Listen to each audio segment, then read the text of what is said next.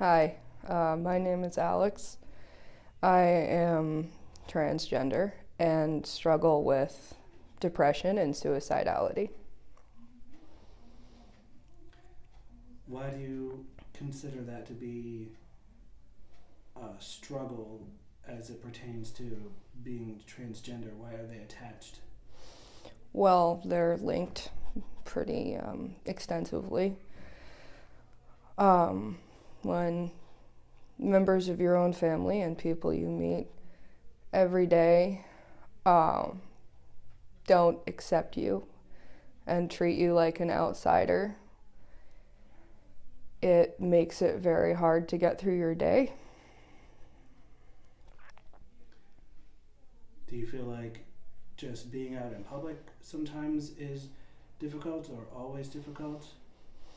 Being in public is fairly difficult also because I love people and I'm an extrovert, and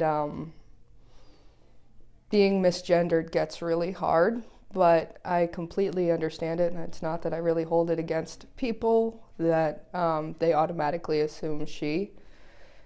Um, I do my best to present as male, but there's only so much I can do, and at this point, and I understand that. But when people ask questions like, why don't you like being female? And, well, I bet you could be really pretty. Maybe you just need to wear a little makeup. Um, it kind of,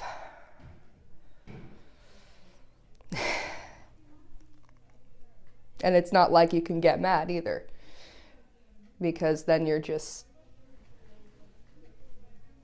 that much more of a freak. And that's really what it feels like, is being a freak. You've talked a bit about how it's difficult. I'm sure you wouldn't be sitting here today at Inclusion Center in Brattleboro, Vermont, and making a video talking about what it's like to be me if you didn't find inspiration somewhere. What things inspire you to continue trying to be you in the best way you know how to? That's a very hard question right now because I recently very nearly committed suicide. But I will say that it's people who get it, people who understand, people who care, and people who are willing to understand. And it's also the minds of the people whose minds I've changed.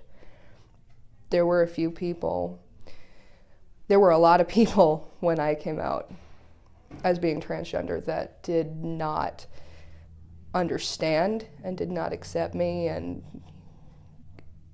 I managed. There were five people who are behind me 100% now, and at the very least, that is something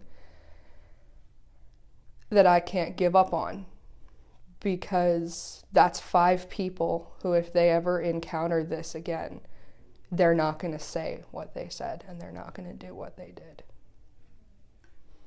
So, willingness is a real big deal to you.